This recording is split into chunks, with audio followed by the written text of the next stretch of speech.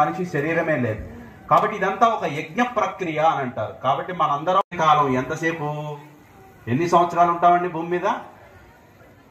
చూడండి, కోట్లు గడించవచ్చు, ఆస్తిపాస్తులు సంపాదించవచ్చు, ప్రజలు నా వెనకున్నారని అనుకోవచ్చు. ఇది ఇప్పుడు ఉన్నారా? అదే సూత్రాన్ని ఇప్పుడు కూడా అనుకోవాలి. ఇప్పుడు మనం కూడా రేపు ఉండం. మరి ఈ లోపల మనం ఏం చేయాలి? చూడండి, ఏం చెయ్యాలో మనకి చెప్పేది శాస్త్రం, ఎలా నడుచుకోవాలో చెప్పేది గురువులు, ఎలా ఉండాలో మనకి నేర్పేది ధర్మం. అక్కడ వెలిగించి మీకు దీపంలాగా పెట్టారు, దాన్ని వెలిగించి మీ అందరూ ఒక మహాత్ముని యొక్క సంకల్పమే అనుసాకారంలో ఎందుకు పెట్టాలి? అందులో ఆంజనేయ స్వామిని ఇక్కడ ఎందుకు పెట్టే?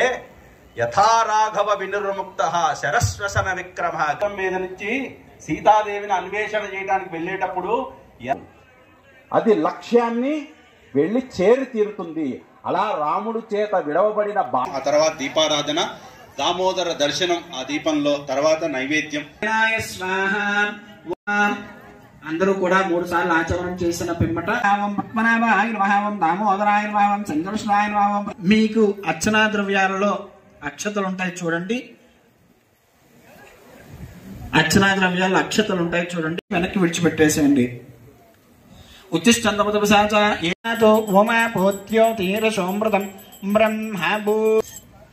ఇప్పుడు మీ దగ్గర ఉన్నటువంటి ద్రవ్యే ప్రథమ పాఠే జంభూద్వీపే భరతవర్షే భరతఖండే మే ప్రదేశే భగవదాలయే భగవద్భాగవదాచార్యాణం గురుదేవతానాం రాధాప్రీత్యర్థం అభయాంజనేయ స్వామి దేవయత దివ్య చరణారవింద పాదారవింద భగవతో నారాయణస్య అగణితానేక దివ్యావతారస్య ఆదిమధ్యాంతరహితస్య హనుమత్ శిశిర అఖిల సాయిరామ్యా సహ బ్రహ్మానాం ప్రహసల గోత్రోద్భవస్య కాళీ మహేశ్వరి నామదేవతే శ్రీహర్ష శ్రీశ చంద్రకళా నామ్యా సిద్ధార్థ శ్రావణి వెంకటపేట గౌరి సుదీక్ష శేష సమృద్ధి నామ్యా పార్థివ సరస్వతి గోత్రోత్పత్తి విజయకుమార్ బాబు నామదే శాశ్వత వైకుంఠోపనివాసులు గారు యుక్తిదాసిత్యర్థం శ్యామసుందర్ భారవదే చెప్పుకున్నారు కదండి.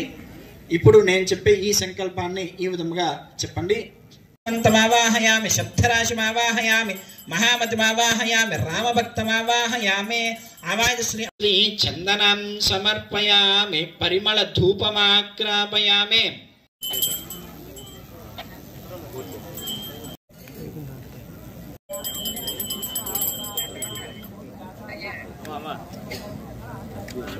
ఎక్కడే ఉన్నాం?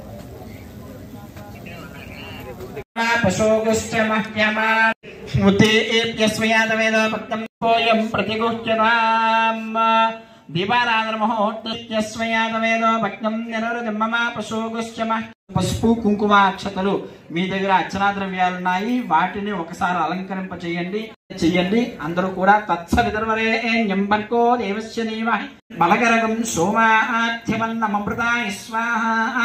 ఓం ప్రాణాయ. దామోదర స్వామి వారిని కూడా ఒకసారి తలుచుకొని ఇప్పుడు ఆంజనేయ స్వామి వారి శివోస్మ్యహం.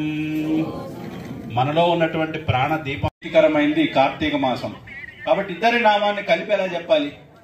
రాముడు అదే నారాయణుడు అనాలి, శివుడు చెప్పాలి. కాబట్టి అందరూ చెప్పాలి.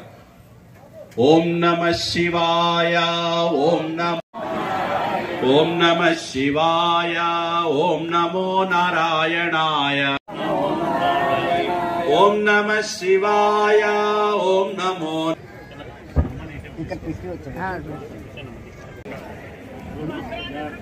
జై శ్రీరామ్.